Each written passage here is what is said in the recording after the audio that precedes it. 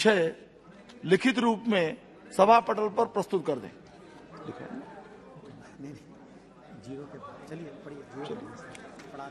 शून्य प्रहर श्री रामदास तड़स जी। धन्यवाद सभापति जी। सदन के माध्यम से माननीय शिक्षा मंत्री जी से निवेदन करना है कि महाराष्ट्र में समग्र शिक्षा के अधीन काम करने वाले संविदा कर्मचारी के वेतन वितरण 5 वर्षों से नहीं बढ़ाई गई है। ये गंभीर मामला है कि महोदय पूरे महाराष्ट्र में कुल 6,251 संविदा कर्मचारी कार्य कर रहे हैं, जिसका वेतन पांचवें वेतन आयोग के हिसाब से तय किए गए हैं, जबकि अभी 7वें वेतन आयोग के हिसाब से अन्य विभाग से संविदा कर्मचारी को वेतन मिल रहा है। महोदय, आपसे निवेदन करता है कि सभी कर्मचारी को अन्य कर्मचारी के तरह 7वां वेतन आयोग के हिसाब के वेतन देने के हेतु प्रस्ताव करने के लिए 2020-2021 फ्रेमवर्क के में पेज नंबर 322 के BRC-CRC में लिखे गए क्लोज को हटाना जरूरी है। उसके बाद ही महाराष्ट्र सरकार वेतन बढ़ोतरी पर विचार करेंगी। अंत आपसे निवेदन है कि इतने बड़े जायदाद से संविदा कर्मचारी के हितों में ध्यान रखते हुए 7वें वेतन आयोग के हिसाब से वेतन बढ़ोतरी करने की कृपा करें। जो माननीय सदस्य 377 के अधीन अपने विषय का वाचन करना चाहते हैं तो भोजनावकाश के पश्चात उनको अवसर प्रदान किया जाएगा। आप वैसा भी कर सकते हैं। कुंवर पुष्पेंद्र सिंह चंदेल जी।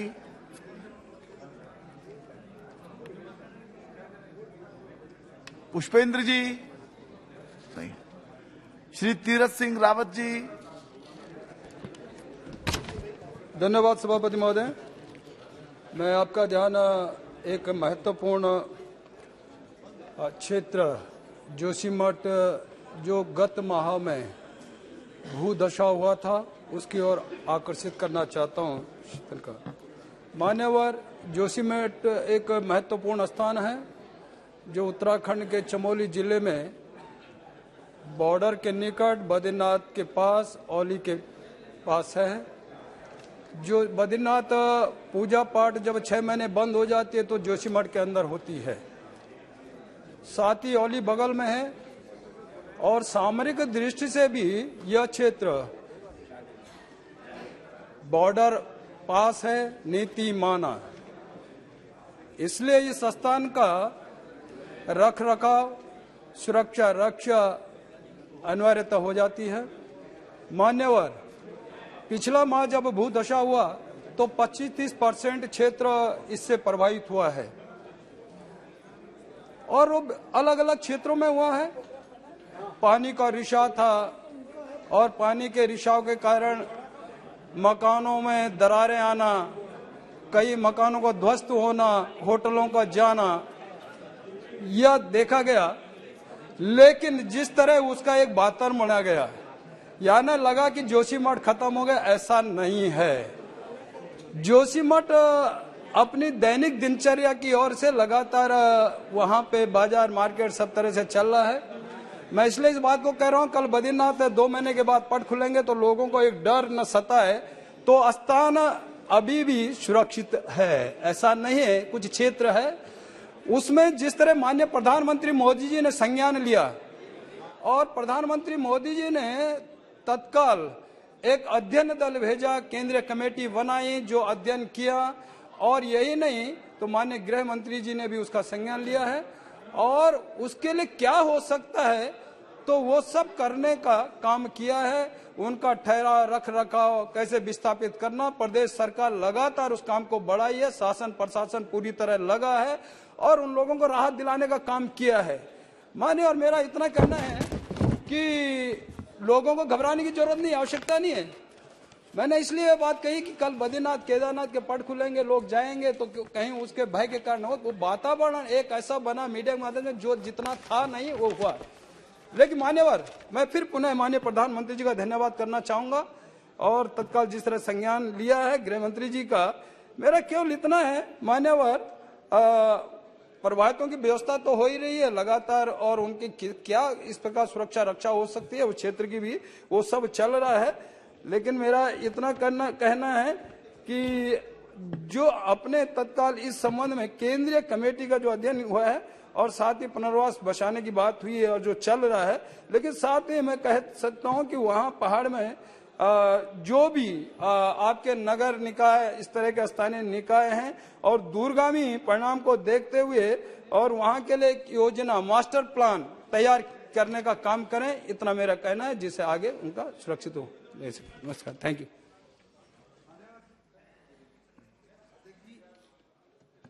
करते चालू है। माननीय सभापति जी, मैं आपके माध्यम से दिल्ली में राज्य सरकार जो एक सोई हुई सरकार, उसकी तरफ आपका ध्यान आकर्षित करना चाहता हूं। सर, जनता के हित में कुछ योजनाओं द्वारा बनाकर निर्णय लिए गए थे। 148 राजमार्ग से जौनापुर मांडी रोड को चौड़ीकरण कर उसी मार्ग पर सिंगापुर विश्व स्तरीय कौशल केंद्र राजनीतिक द्वेष के कारण लटका दी गई है। अब उन्हें निरस्त करने का भी प्रयास दिल्ली सरकार द्वारा किया जा रहा है। उसी मार्ग पर लगभग 5 गांव की आबादी 5 गुना बढ़ गई है। उसी रफ्तार से यातायात भी बढ़ रहा है। हजारों लोग, क्योंकि उस मार्ग का चौड़ा करना था, जिस मार्ग पर प्रतिदिन हजारों लोग भीषण जाम से उस समस्या से जूझते हैं। राज्य सरकार पीडब्ल्यूडी द्वारा योजना के तहत उस मार्ग को चौड़ा करना था। उस समय 2022 में प्रोजेक्ट 597 करोड़ रुपए में 9 किलोमीटर लंबा इसको बनाया जाना था। राज्य सरकार की जमीन अधिकृत करने की प्रक्रिया शुरू हुई थी, लेकिन रसूखदार लोगों के दबाव में उसको आकर रोक दिया गया। जिस प्रकार माननीय प्रधानमंत्री जी कौशल विकास के लिए पूरे देश के अंदर अलग अलग केंद्र बनाने का प्रयास कर रहे, इसी कड़ी में नौजवानों के कौशल को निखार कर उन्हें रोजगार देने के साथ अन्य को रोजगार देने का प्रयास हुआ है। तो वहां पर देश में इसी प्रकार से केंद्र स्थापित कर रही है, जो उसी प्रकार से दिल्ली की इस केजरीवाल सरकार द्वारा उस कौशल विकास केंद्र को लटकाए पड़ी है। जबकि इस कौशल विकास केंद्र को 2 जुलाई 12 को दिल्ली सरकार के मंत्रिमंडल ने मंजूरी दी थी, शीला जी की सरकार थी उस टाइम, और 18 सितंबर 12 को राजस्व एवं तकनीकी शिक्षा विभाग ने पीडब्ल्यूडी को सौंप दिया था। 24 दिसंबर 14 को दिल्ली शहरी विकास मंत्री ने भूखे इस प्रयोग को परिवर्तन कर दिया था। 14 में जब राष्ट्रपति शासन था, चीफ सेक्रेटरी के माध्यम से शहरी विकास मंत्री जी ने करवाया था। उसके बाद परिवर्तन कर 30 करोड़ 20 लाख रुपए 28 लाख रुपए ग्राम सभा जौनापुर खाते में जमा भी कर दिए गए थे। सर, उसके बाद इसके लिए मार्च 15 में तब सरकार पर दबाव बनाकर लेफ्टिनेंट गवर्नर साहब ने 2 करोड़ 74 लाख रुपए स्वीकृत भी किए। मार्च 17 में भवन निर्माण हेतु 254 करोड़ रुपए स्वीकृत किए गए।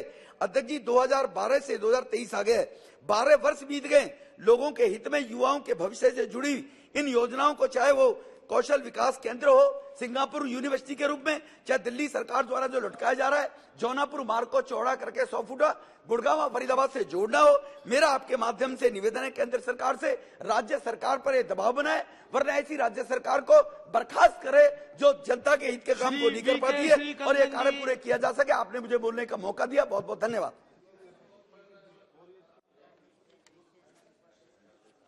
Respected Speaker, sir. All the trains running between Bangalore and places in Kerala are always having excess passengers in all the classes, and most of the time they do not get confirmed tickets. Because of this, the passengers bound to the destination are forced to travel by road despite their dislike. Therefore, there is an urgent need to introduce a daily Vande Bharat Express train between Bangalore and Kozhikode via Palakkad and Shornur.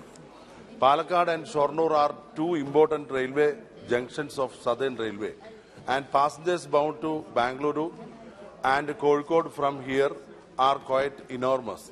Therefore, I urge upon the Honorable Railway Minister to introduce a daily Vande Bharat Express train between Bangalore, Kozhikode, Bangalore urgently. Thank you, sir. Shri Kunwar Pushpendra Singh Chandel जी। धन्यवाद सभापति महोदय। सभापति महोदय, मेरे बुंदेलखंड क्षेत्र में भारत सरकार के द्वारा और उत्तर प्रदेश सरकार के द्वारा अनेकों परियोजनाएं, जितना आकांक्षी क्षेत्र था हमारा, उस आकांक्षा के अनुरूप सिंचाई की सुविधाएं हो, हाईवे हो, सब हमको मिल रहा है। बुंदेलखंड में डिफेंस कॉरिडोर, बुंदेलखंड में केन बेतवा रिवर लिंकिंग के लिए भारत सरकार ने 90-10 के उसमें 46,000 करोड़ रुपए देने का जो काम किया। उत्तर प्रदेश की सरकार ने बुंदेलखंड एक्सप्रेसवे बनाने का काम किया। और पहले भी मैंने कई बार सदन में उठाया है कि बुंदेलखंड को 100% ऑर्गेनिक एग्रो इकोनॉमिक जोन के तौर पर डेवलप किया जाए। इसमें भारत सरकार वहां पर निर्यात के लिए, ऑर्गेनिक प्रोडक्ट्स के लिए, और जो इस बार जो मिलेट ईयर के रूप में जो अपना ये वर्ष मनाया जा रहा है मोदी जी के कारण से, तो मेरा भारत सरकार से आग्रह है कि अनेकों परियोजनाएं, जितनी जो भी लाभ बुंदेलखंड क्षेत्र को मिल रहा है, मेरा सभापति महोदय आपके माध्यम से एक विशेष आग्रह है, क्योंकि बुंदेलखंड एक विशेष प्रकार की संस्कृति, विशेष प्रकार का क्षेत्र है, केवल एक जमीन का भूभाग का टुकड़ा ना समझ करके। तो अनेकों प्रकार की डिमांड रहती है, लेकिन पूरे देश और प्रदेश के साथ में मिला करके नहीं हो पाती है। तो मेरा भारत सरकार से आग्रह है कि बुंदेलखंड को अलग प्रांत बनाने के लिए भी पूरी उसमें व्यवस्था सुनिश्चित की जाए, ताकि जो भारत सरकार की जो मंशा है श्रद्धेय मोदी जी की और योगी जी की, उस आधार पर पूरे बुंदेलखंड में ऑर्गेनिक फार्मिंग के लिए और वहां की रोजगार के लिए, वहां के पर्यटन के लिए, वहां की संस्कृति के लिए और धार्मिक क्षेत्र के लिए उसको बढ़ावा मिल सके। बहुत बहुत धन्यवाद। श्री कुंवर दानिश अली जी। धन्यवाद सभापति महोदय कि आपने मुझे एक बहुत ही महत्वपूर्ण मुद्दा उठाने का मौका दिया। सभापति महोदय, आप जैसा जानते हैं कि देश में बिजली में रिफॉर्म्स की बात हो रही है, और मैं जिस क्षेत्र से आता हूं, मेरे अमरोहा लोकसभा क्षेत्र में बिजली को लेकर के लोग इतने परेशान हैं कि आप अंदाजा नहीं लगा सकते सभापति महोदय। जो वहां पर जिस तरीके से रोज तार टूटते हैं, ट्रांसफार्मर्स जो है रोज फूकते हैं। मैं देखिए सभापति महोदय, बीजेपी वालों क्या परेशानी है, जनहित के मुद्दे भी नहीं उठाने दे रहे। आप उधर ध्यान उठाने देना चाह रहे, डिस्टर्ब कर रहे हैं। आप अपनी बात बोलिए। इनके बिजली लगती है, जब मैं बोलने खड़ा होता हूं तो इनके पता नहीं कौन सा करंट लग जाता है। सभापति महोदय, मैं आपके मैं ये कहना चाहता हूं कि मेरे लोकसभा क्षेत्र में नौगांवा सादात में सभापति महोदय, मैं पिछले हफ्ते गया, पूरे तार जो हैं जर्जर हैं, वहां जो है जो लीड्स है वो फूकी हुई है, ट्रांसफार्मर्स नहीं है, व्यवस्था इतनी खराब है। और किसानों के लिए सभापति महोदय, जो नया ट्यूबवेल का कनेक्शन लेने जाता है किसान, उससे कहा जाता है कि आप पैसे जमा करो, आप 2 लाख का एस्टीमेट जमा करो, आप 3 लाख का एस्टीमेट जमा करो। कहां से किसान देगा? आप किसानों के ट्यूबवेल्स पे बिजली के मीटर तो लगाने की बात कर रहे हैं। वो तो अच्छा हुआ ये अडानी का वो टेंडर होने वाला था, पिछले हफ्ते कैंसिल हुआ यूपी में। जो फास्ट मीटर जो बहुत तेजी से फास्ट चलते हैं, दुगना वो बिल लेके ऐसे मीटर्स वहां लगाए जा रहे। मेरी आपके माध्यम से सरकार से ये मांग है कि उत्तर प्रदेश के अंदर, खासतौर से अमरोहा लोकसभा क्षेत्र जिसमें हापुड़ जिले का भी 40% पार्ट आता है, मैं आपके द्वारा ये मांग करना चाहता हूं कि जो पुराने जर्जर तार हैं उनको तुरंत बदलवाया जाए, ट्रांसफार्मर्स की व्यवस्था की जाए। जनता बिजली का बिल देती है, लेकिन बिल देने के बाद भी रात भर जो है पूरा दिन बिजली नहीं मिल पाती। मेरी आपके माध्यम से सरकार से यही मांग है कि उत्तर प्रदेश के अंदर, अमरोहा लोकसभा क्षेत्र के अंदर बिजली के तार जो हैं उनको बदलवाया जाए और जनता को राहत दिलाई जाए। बहुत बहुत धन्यवाद। एडवोकेट अदुल प्रकाश जी नहीं है। श्री जामयांग शेरिंग नामग्याल जी, अभी इधर जाओ। धन्यवाद अध्यक्ष महोदय, आपने मुझे एक महत्वपूर्ण मुद्दा उठाने का जो मौका दिया। सर, लद्दाख पार्लियामेंट्री कॉन्स्टिट्यूएंसी, जिसको एक पूरा लद्दाख है, जो कि बर्फीला जगह है, और खासकर इस सर्दी के मौसम में हमारे लेह श्रीनगर और लेह मनाली के दोनों नेशनल हाईवेज बंद हो जाते हैं बर्फबारी के कारण से, जिसके चलते केवल एयर ट्रांसपोर्ट ही हमारा एक साधन रहते हैं, जो कि लग्जरी नहीं बल्कि नेसेसिटी हो जाते हैं, कंपल्शन हो जाते हैं। और जिसके चलते हमारे जितने भी पेशेंट्स है या पिलग्रिम्स है या ओल्ड एज है या स्टूडेंट्स है, उसी जहाज से ही चलना होते हैं, उसके अलावा दूसरा कोई सुविधा नहीं होते हैं। आजकल मौसम खराब के कारण से या टेक्निकल फॉल्ट की वजह से या कभी हमारे एयरपोर्ट छोटा होने के कारण से, बे पार्किंग नहीं मिलने के कारण से, ऐसे अलग अलग कारण से डेली रूटीन फ्लाइट्स जो है, शेड्यूल फ्लाइट्स जो है कैंसिल पे कैंसिल होते जा रहा है। और अलग अलग एयरलाइंस जो है, जो लोग एडिशनल फ्लाइट नहीं प्रोवाइड करते हैं, जिसके कारण हमारे बहुत सारे हजारों संख्याओं में जो है लद्दाख के लोग दिल्ली में, चंडीगढ़ में, जम्मू में, श्रीनगर में जो है स्टैंडर्ड रहते हैं। ऐसे में गरीब लोग, खासकर बुजुर्ग लोग, पेशेंट लोग बहुत तकलीफ में होते हैं। और ग्राउंड के स्टाफ, अलग अलग एयरलाइंस के ग्राउंड के स्टाफ के मिस हैंडल के कारण से उनको और भी तकलीफ होता है। ना उनको एकोमोडेशन प्रोवाइड करता है, ना वहां पे खाना पानी कुछ नहीं मिलते हैं एयरपोर्ट पे। मेरे आपके माध्यम से सरकार से निवेदन है, कम से कम अगर डेली फ्लाइट कैंसिल होता है, वेदर के कारण से होता है तो हम समझ सकते हैं, लेकिन पैसेंजर को ठीक तरह से डील किया जाए और तुरंत जितना हो सके जल्दी से जल्दी एडिशनल फ्लाइट्स प्रोवाइड किया जाए।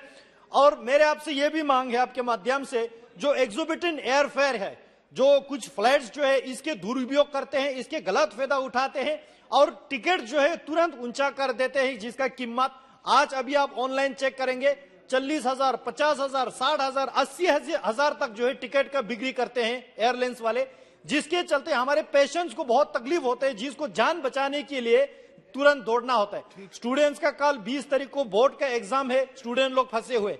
और आपके माध्यम से ये भी मैं सरकार से निवेदन करना चाहता हूं, कंसर्न अथॉरिटी से, एक्सोर्बिटेंट एयर फेयर को कम करे और नुब्रा और कारगिल के लिए आर्मी के जो एयर सर्विस चलते थे वो तुरंत रिवाइव करने की आवश्यकता है, जिसके चलते जितने भी जो पैसेंजर्स हमारे फंसे हुए हैं, उसमें टूरिस्ट है, उसमें आर्मी के जो वेटरन्स है, हमारे पेशेंट्स है, पिलग्रिम्स है, ओल्ड एज है, उनको तुरंत एवैक्यूट करने के सरकार इस पे गौर फरमाए। मैं आपके माध्यम से सरकार से ये निवेदन कर, बहुत धन्यवाद। कर दें, स्लिप भिजवा दीजिए please, send your slip. Thank you, Chairman, sir. The plight of paddy growers of Kerala is worsened by the reluctance of the central government to allot its portion of 580 crores and state government's non-payment of 460 crores towards the sum required to be disbursed through Supplyco for paddy farmers in Kerala and banks consortium deducting its previous loan liabilities of Supplyco from the current tranching of allocation. The paddy farmers of Kuttanad, Kerala, belongs to my constituency, are yet to be paid a sum of rupees 53 crores towards payment of rice procured, and similar situation is threatening the very survival of paddy farmers of Kerala. The government must release the pending portion of allocation and ensure that the interest of paddy growers is protected and their dues paid immediately. But central government, Ministry of Civil Supplies and Consumer Affairs, deliberately delaying central government portion to the state government.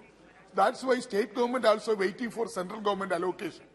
If central government allocation not getting properly, state government is not giving their allocation. So state government allocation, central allocation come together, then only state has to deliver their amount.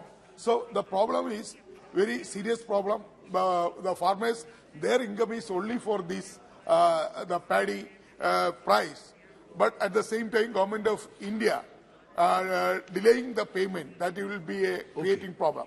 So the willful neglect and intended omission displayed the banks by enrolling farmers of crop insurance. That is another matter. Insurance scheme, Pradhan Mantri Fasal Bima Yojana. Only one matter should be addressed. No. The same related matter. Farmers related matter. Pradhan Mantri Fasal Bima Yojana. The union government has put lakh of farmers in peril as they stand excluded and out of the ambit insurance. Okay. The situation is particularly grave among Kerala paddy farmers who have been struggling to sustain farming due to repeated floods, crop loss and waterlogging.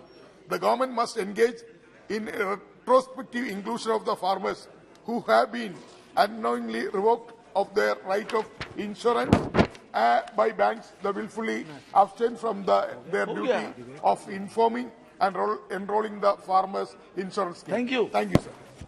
Doctor Sukanta Majumdar ji नहीं है। Shri Ravneet Singh ji. Thank you chairman साहब, मैं आज खास तौर पे एक बहुत ही महत्वपूर्ण अंग आंगनवाड़ी वर्कर्स उन्हां दी सर गल करन जा रहे हैं ते मेरे नाल सारा हाउस ये सहमत होएगा भी आंगनवाड़ी वर्कर्स ने जिन्ना कोविड दौरान कोरोना दौरान काम किया है आंगनवाड़ी वर्कर्स ने सर गांव-गांव उन्होंने काम किया है, चाहे उस वेले राशन पहुंचाने की गल होवे, चाहे टीकाकरण की गल होवे सर, पर वख-वख स्कीमां ने चाहे वो स्टेट दियां होण चाहे सेंटर दियां होण, हर स्कीम नूं आंगनवाड़ी वर्कर घर घर तक पहुंचाउंदे आ। बच्चियां नूं छोटियां नूं जिहड़े कि आम घरां दे आ उन्हां नूं पढ़ाउण तक, उन्हां नूं सारा दिन रखण तक ये जिम्मेवारी आंगनवाड़ी वर्कर ते हैल्पर दोनों ये निभाउंदे आ। पर सर बहुत चिर तो क्योंकि उन्हां विचों बहुत ज्यादा विधवा ने, उहदे विचों बहुत ज्यादा तलाकशुदा ने, उन्हां विचों बजुर्ग हो चुके आ, वो बेचारे डर दी काम नहीं छड्डदे क्योंकि नौकरी तो बजुर्ग भी हो चुके आ पर कोई पेंशन नहीं मिलनी, कोई मान भत्ता नहीं मिलना, इस करके वो बेचारियां करदियां जा रही नौकरी ते। पर एक गल मैं होर जरूर कहां, हजारां की गिणती च पिछले दिनों च आके वो साडे मैंबर पार्लीमेंट ने सारियां दे घरां च वो इकट्ठे होए ठंड के जमाने च, पर असीं 2018 तो बाद सर महंगाई तो किते दी किते चली गई पर असीं उन्हां दा कोई भी वो च वाधा नहीं कर सके। सर असीं तुसीं इस गल दा बुरा ना मन्निओ, असीं जे अडानी आ उहनूं तां बड़े बड़े बैंक लुटा दिंने आ, बड़े बड़े पैसे लुटा दिंने आ। जे प्रधानमंत्री जी संबंध क्या है? नहीं मैं ये बात कही सर, एक बैंक दा चेयरमैन साहब खाता है आंगनवाड़ी वर्करां ने खोल आप आंगनवाड़ी एक सेकंड ते लोग दवावां देणगे की बात कर रहे हैं, उनकी बात कही है। मैं सहमत हां, मैं तो कह रहा हूं फाइनेंस मिनिस्टर साहब जदों इन्ना पैसा एक एडे बड़े उद्योगपति अडानी नूं दे रहे ते आंगनवाड़ी वर्करां नूं देण च की इतराज है? मिथ्या बात जोड़ रहे हैं, खोल दो। मेरी डिमांड आप कोई ये बात रिकॉर्ड में नहीं जाएगी, आप गलत बात जोड़ रहे हैं, अनावश्यक बात जोड़ रहे हैं। रिकॉर्ड च बिल्कुल आप केवल आंगनवाड़ी वर्कर से संबंध बात रखिए अपनी। आखिरी प्लीज फिनिश। मैं आखिरी च कहना चाहना बई आंगनवाड़ी वर्कर हर दे विच वाधा हुंदा, IAS ऑफिसर दूजियां दे MPआं दे सब दे वाधे हुंदे आ ते सरकार इस बजट दे विच जिहड़ा कि बहुत जरूरी है आंगनवाड़ी वर्करां दे उन्हां दे तनख्वाह दे विच मान भत्ता अनाउंस करे ते महंगाई दे हिसाब दे नाल उन्हां दा वाधा जिहड़ा करना चाहिए। बहुत बहुत धन्यवाद चेयरमैन साहब। You just sent the slip. Sir, thank you for the opportunity. I would like to draw the attention of the House to a very important matter related not just to Kerala, but I believe that the entire House would agree upon this particular request. Sir, this is related to the approval of the Angamali-Erimeli Shabri Express, which is a long-pending demand of the people of Kerala. Sir, this is an alternative railway system which connects the midlands of Kerala up to the Thiruvananthapuram district. Sir, the Honorable Government of India and the Ministry of Railways were kind enough to allocate 100 crores as an initial token amount for the development of this particular rail project. I'm really thankful for that, sir. The Shabri rail project, which connects Erimeli, the entry point of Shabrimala, where hundreds and thousands and lakhs of people every day visit this particular spiritual place. Sir, for this project to go forward, even though the government of India have allotted 100 crores, there is a revised estimate submitted by the KRail, which is 3,727.56 crores. Sir, but the defreezing of this project is very important.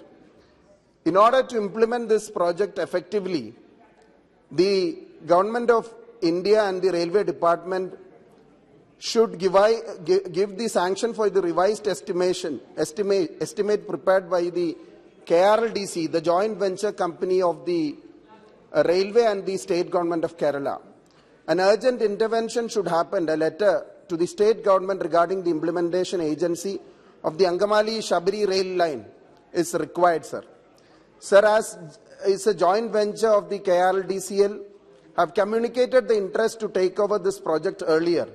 Since this project is of national importance, the project should be completed without delay. It is under the Prime Minister's Pragati monitoring scheme. Sir, but it is very important that the project should be included under the Railway Department's, the Prime Minister's Gati Shakti Yojana program, which would expedite the program at an early phase. And also, sir, as I mentioned, even though the 100 crores is allotted, that defreeze should happen. A lot of people are suffering from this. Earlier, the state government had agreed to share the cost, but when it was rejected at the early phase, the government of Kerala freezed this project. So the defreeze should happen so that the 100 crores can be allotted for the land acquisition process at the first phase. Thank you, sir. Shri Ratanlal Kataria ji. Thank you अध्यक्ष महोदय। मैं आपका ध्यान मेरी लोकसभा में सरस्वती नदी के उद्गम स्थल आदि बद्री की ओर दिलाना चाहता हूं। यह भारत की 10,000 पुरानी सभ्यता से 10,000 वर्ष पुरानी सभ्यता से संबंधित है। वर्षों पूर्व सरस्वती नदी की धारा पृथ्वी से विलुप्त हो गई थी, जिसे पुनः स्थापित करने के प्रयास किए जा रहे हैं।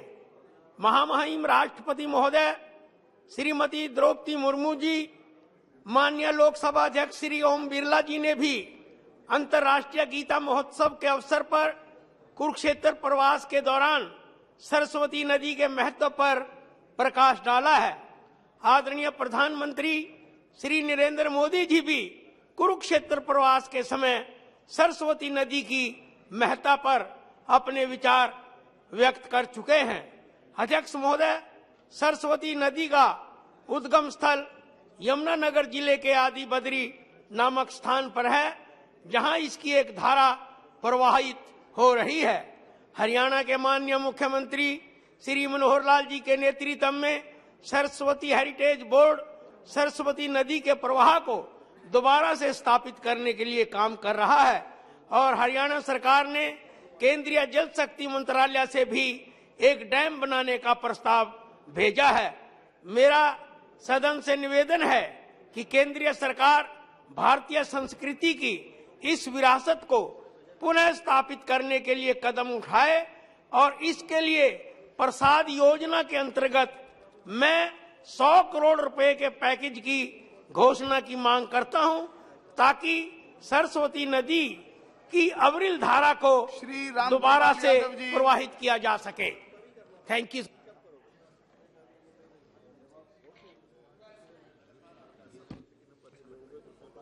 धन्यवाद सभापति महोदय। मैं सबसे पहले तो अपने यशस्वी प्रधानमंत्री जी का और माननीय राष्ट्रीय राजमार्ग मंत्री श्री नितिन गडकरी जी के प्रति आभार व्यक्त करता हूं, जिन्होंने विगत वर्षों में न सिर्फ मेरे संसदीय क्षेत्र पाटलिपुत्र बल्कि पूरे बिहार में राष्ट्रीय मार्ग के माध्यम से पूरे बिहार का विकास में एक अमूल परिवर्तन किया है और ये कहा जाए कि मील का पत्थर साबित हो रहा है। सर, मैं इसी संदर्भ में अपने संसदीय क्षेत्र पाटलिपुत्रा में जो पटना रिंग रोड के शेरपुर में गंगा नदी पर पुल की स्वीकृति प्रदान की है, बक्सर पटना 4 लेन सड़क परियोजना में बिहटा से दानापुर तक एलिवेटेड रोड की स्वीकृति प्रदान की है, पटना में ही गंगा नदी किनारे गंगा पथ का निर्माण कार्य राज्य सरकार के माध्यम से चल रहा है। प्रथम फेज में जेपी सेतु से दीदारगंज तक का निर्माण कार्य प्रारंभ है, आगे बख्तियारपुर तक भी उसकी स्वीकृति राज्य सरकार ने दी है, परंतु राज्य सरकार ने जेपी सेतु से पटना रिंग रोड से शेरपुर में प्रस्तावित गंगा नदी पुल तक गंगा पथ को जोड़ने की अपनी सहमति प्रदान की है। दीदारगंज से बख्तियारपुर तक का मैंने कहा गंगा पथ के निर्माण का घोषणा पहले ही राज्य सरकार द्वारा की जा चुकी है। मगर दुर्भाग्यपूर्ण स्थिति यह है महोदय कि मेरे संसदीय क्षेत्र में जो शेरपुर से मनेर होते हुए बिहटा तक का रूट का स्वीकृति नहीं मिली है, मैं आपके माध्यम से माननीय मंत्री, राष्ट्रीय मार्ग मंत्री श्री नितिन गडकरी से अनुरोध करूंगा कि पटना रिंग रोड से शेरपुर में जो स्वीकृति गंगा नदी पर पुल से लेकर पटना बक्सर 4 लेन के बिहटा या कोलवर तक गंगा पथ के तर्ज पर मेरे संसदीय क्षेत्र, जिसकी मैंने पहले चर्चा किया, शेरपुर से होते हुए मनेर तक, बिहटा तक एलिवेटेड रोड के निर्माण की मंजूरी की कृपा की जाए। इससे क्या होगा महोदय, पटना बहुत आबादी बढ़ रहा है, रोड पर लोड बहुत ज्यादा हो रहा है, बड़े पैमाने पर वहां हर दिन पटना शहर आसपास के इलाकों में रोड जाम हो जाता है, जिससे बहुत तरह की तकलीफ होती है। इसलिए मैं आग्रह करता हूं कि निर्माण ये जो मैंने जो प्रस्तावित रोड जिसकी मैं चर्चा की, उसके निर्माण से आरा से बख्तियारपुर तक वैकल्पिक बाईपास मार्ग तैयार हो जाएगा। आरा की तरफ से आने वाले वाहनों को पटना में आने या पटना से नॉर्थ बिहार जाने के लिए कई वैकल्पिक मार्गों के विकल्प मिलेंगे, जिससे राजधानी पटना में ट्रैफिक का लोड भी घटेगा और प्रदूषण की कमी भी होगी। श्री श्याम सिंह यादव जी, आपके माध्यम से माननीय मंत्री जी से अनुरोध करूंगा कि यथाशीघ्र, मैं आपसे मिल भी चुका हूं, जसवीर सिंह जी इस पर आवश्यक कार्रवाई करने का काम करें ताकि इसका निर्माण हो सके। धन्यवाद सर। श्री के राम मोहन नायडू नहीं है, श्री जगदम्बिका पाल जी।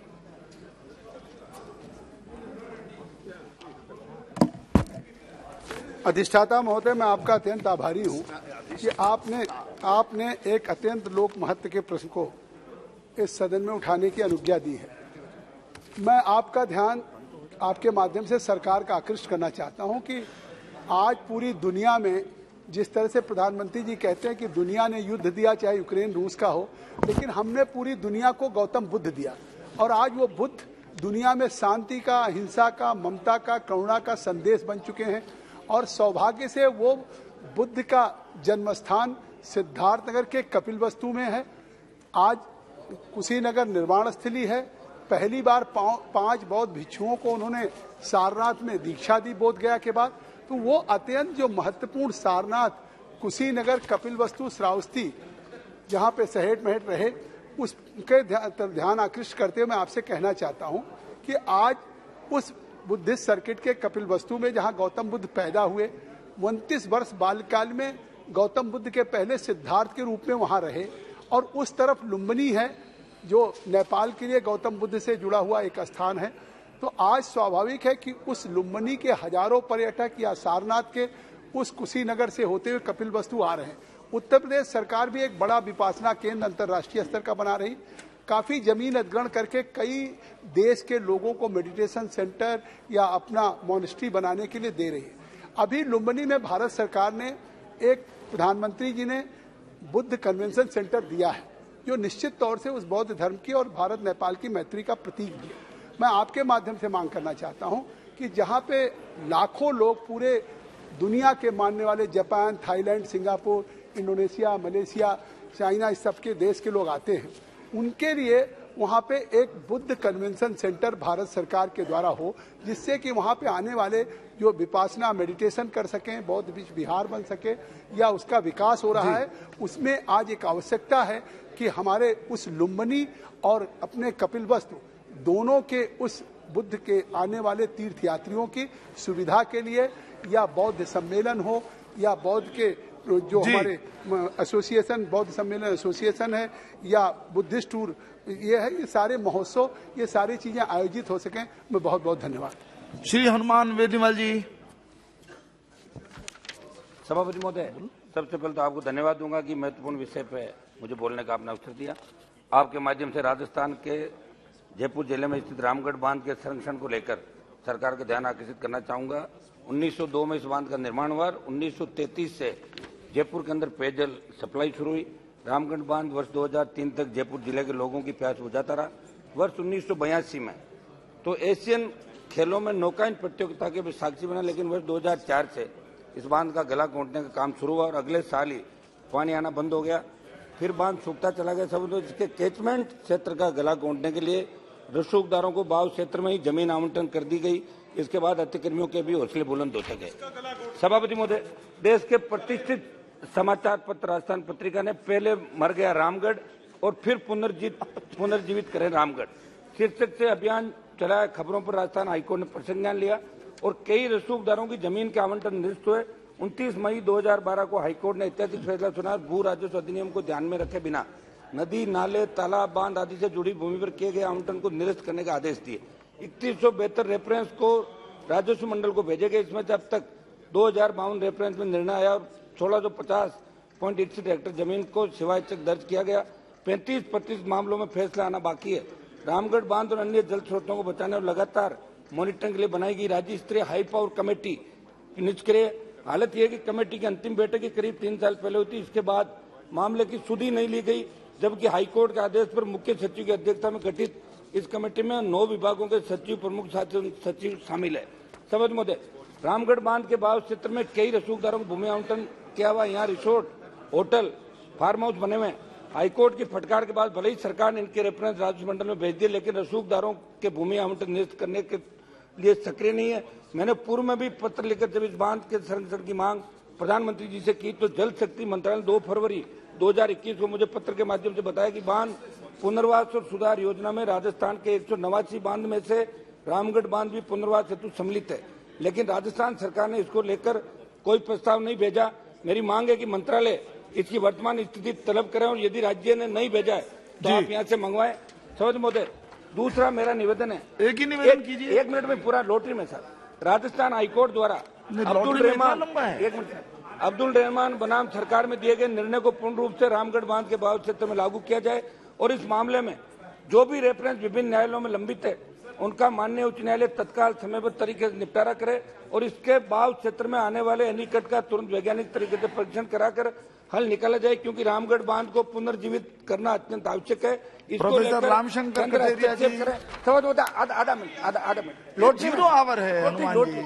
आज हम ही तो आए साहब, सुनो हजार माननीय अध्यक्ष महोदय, आधा मिनट में शून्य प्रहर में इतना आधा मिनट कीजिए समाप्त कीजिए। एक मिनट सर, रामशंकर जी आधा मिनट। सभापति महोदय, राजस्थान के 13 जिलों से जुड़ी अत्यंत महत्वपूर्ण पूर्वी राजस्थान नहर परियोजना आरसीपी, जिसमें रामगढ़ बांध में भी पानी लाने की योजना सम्मिलित है, बावजूद इसके प्रधानमंत्री जी से राष्ट्रीय परियोजना घोषित करने में झिझक रहे हैं। मेरी मांग है कि रामगढ़ बांध के संरक्षण के साथ आरसीपी को राष्ट्रीय परियोजना घोषित करें और गेंद राज्य के पाले में नहीं डाले और कर्नाटक में जिस विशेष पैकेज दिया उसी तरह पर राजस्थान की आरसीपी के लिए विशेष पैकेज दिया जाए।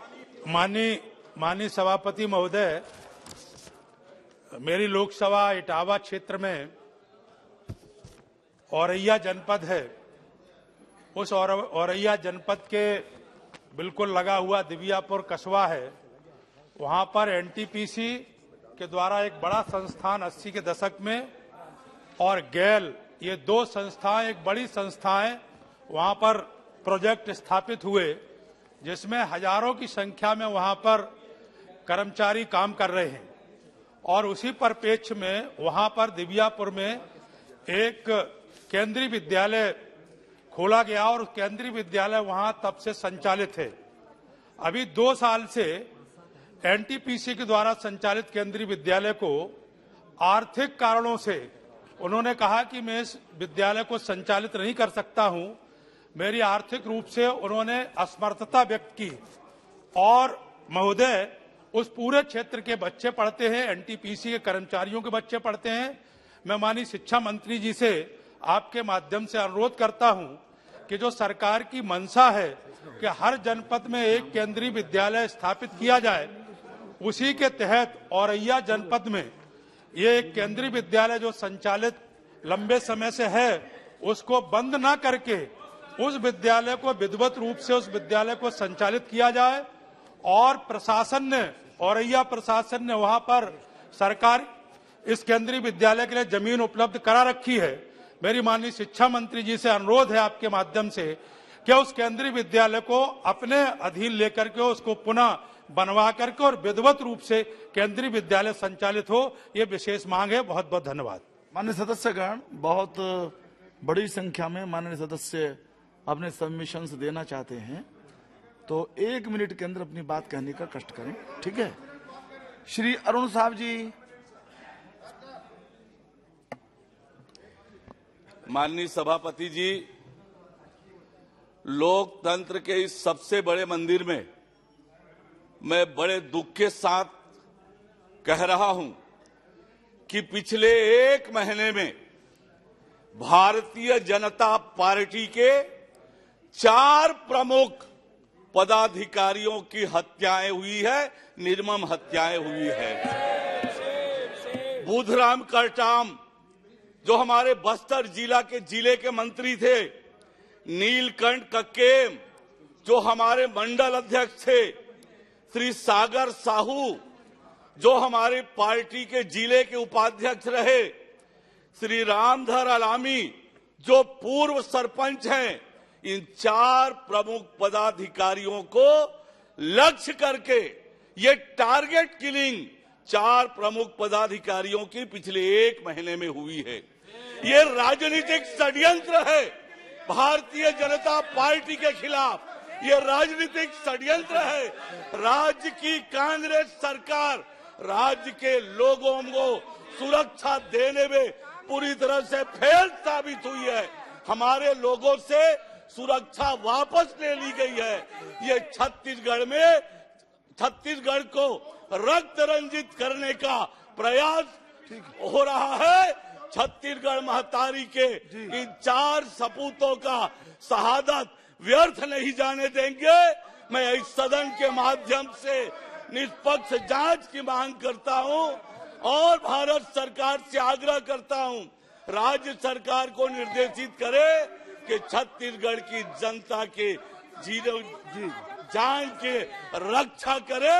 ये लोकतंत्र की हत्या बंद हो, ये राज्य सरकार को निर्देशित करे और स्वतंत्र एजेंसी से इसकी जांच कराई जाए। बहुत धन्यवाद। जय Shri N K. Premachandran ji.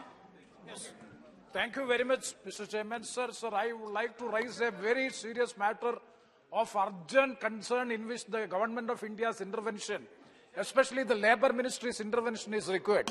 Sir, the Honorable Supreme Court has pronounced the judgment on 4th November 2022 regarding higher pension for the Employees Provident Fund Pension Scheme members. But it is quite unfortunate to note that subsequent to the judgment pronounced by the Honorable Supreme Court, the Government of India, especially the Employees Provident Fund Organization, is not acting in accordance with the terms and conditions of the judgment. Subsequently, EPFO has issued 2 circulars. The latest circular is on 25th January 2023, in which that is against the spirit of the judgment of the Honorable Supreme Court. EPFO is imposing additional burden to pensioners to provide evidence for proving their option to higher pension prior to 2014. Sir, the sanction of pension on higher wages itself is an evidence for option. The circular saying that it will re-examine the cases of pension on higher wages of pensioners who retired up to 1/9/2014, and for this reason, payment of higher pension should be stopped from January 2023. Sir, the decision of EPFO is arbitrary and unjust. The EPFO withdraw from its legal liability to ensure the pension and welfare of the pensioners. The present circular created hardship to pensioners and it leads to social issues. Sir, one of the important point to be noted, those who have obtained the pension retired prior to 2014, on the basis of the judgments of the higher courts, their pension has been taken back, withdrawn by the ministry, by the EPFO. It is quite inhuman, arbitrary and unjust, and also so far the EPFO has not issued any circular regarding the option, because on 4th March the option expires, because within 4 months the option has to be given. But so far the EPFO has not issued any circular on that issue. Hence I urge upon the government of India to withdraw the such circular on 25th January and ensure the pension and welfare of EPF pensioners. Thank you very much, sir. धन्यवाद सभापति महोदय। Slip भेज दीजिए। मैं इस सदन में sir अपने इलाके के बारे में हमेशा ये आवाज उठाते रहा हूं। हमारा जो इलाका है संथाल पड़ना, वो संथालों का है। संथाल की आबादी वहां 1911 में लगभग 35-36% थी सर। आज बांग्लादेशी घुसपैठिए के कारण 2011 का जो सेंसस आया है वो 25% हो गया है और जो 2022 है लोग कहते हैं कि 23% हो गया। इसके कारण सभापति महोदय जो पूरे देश भर में डिलिमिटेशन हुआ लोकसभा और राज्यसभा के सीटों का, 2008 में हमारा डिलिमिटेशन नहीं हो पाया क्योंकि उसमें लोकसभा की 1 शेड्यूल ट्राइब की सीट और विधानसभा की 3 शेड्यूल ट्राइब की सीट घट रही। आज जो मसला है सर, मसला इंपॉर्टेंट ये है कि बांग्लादेशी घुसपैठिए आदिवासी महिलाओं के साथ यौन शोषण तो कर ही रहे हैं, लेकिन उनके साथ शादी करके उनका जो आचार विचार प्रकार व्यवहार है सर, वो शेड्यूल ट्राइब का पूरा बंद हो रहा है। मेरा आपके माध्यम से भारत सरकार से केवल 3 आग्रह है सर। एक आग्रह यह है कि संथाल पन्ना में पूरे के पूरे 6 जिले में एनआरसी लागू करिए, जिससे ये पता चले कि वास्तविकता जो मैं कह रहा हूं वो सही है या नहीं है। दूसरा, वहां संथाल पन्ना टेनेंसी एक्ट लागू है सर, जो संथाल पन्ना टेनेंसी एक्ट कहता है कि भाई भाई को जमीन नहीं दे सकता, आदिवासियों का जमीन सुरक्षित करने के लिए यह कानून है। इस कारण से मेरा आग्रह है कि जो बच्चे मुसलमान हो जाते हैं धर्म में, चूंकि वो आदिवासी का लैंड है, तो संथाल पन्ना टेनेंसी एक्ट में उनको जो है वो सुविधा नहीं मिले।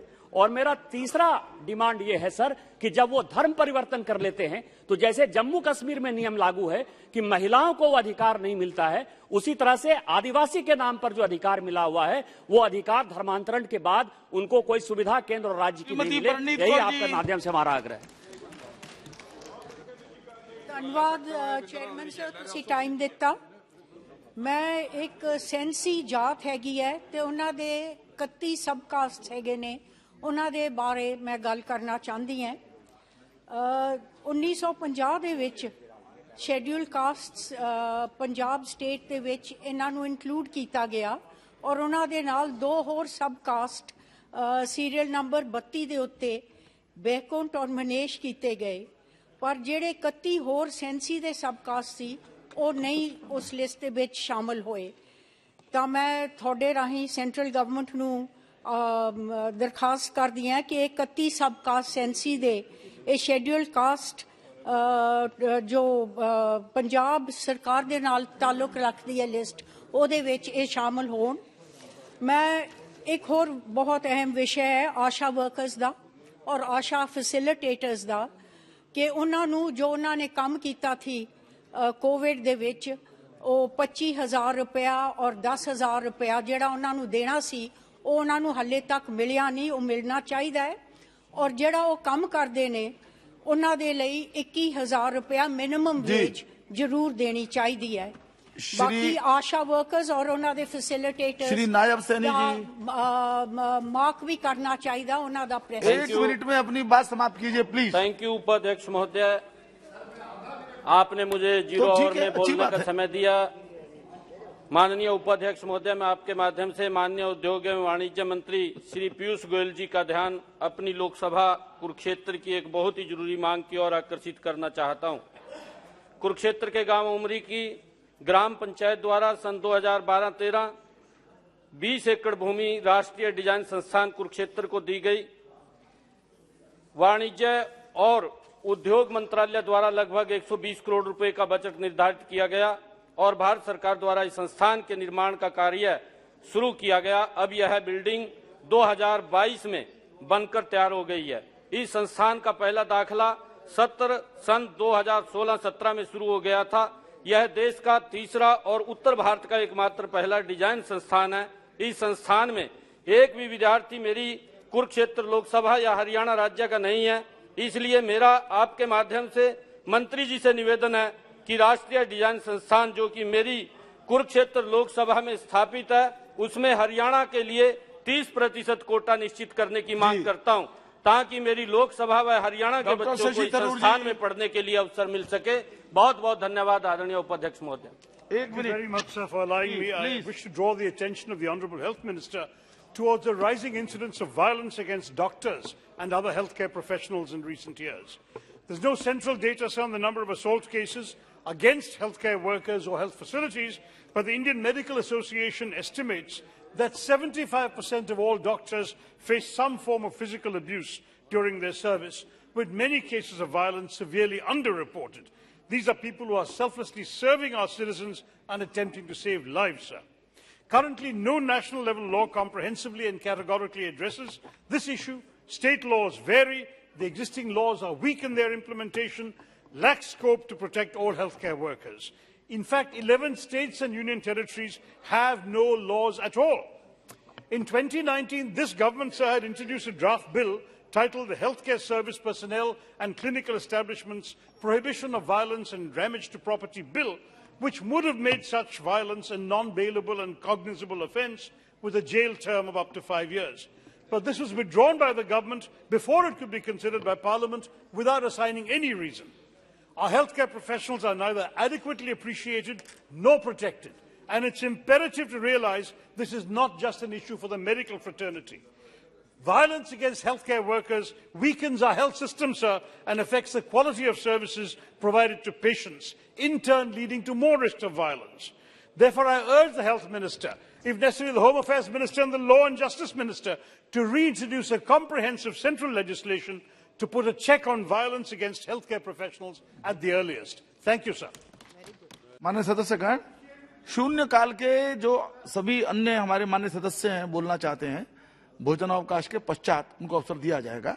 सभा की कार्यवाही 2 बजे तक के लिए स्थगित की जाती है।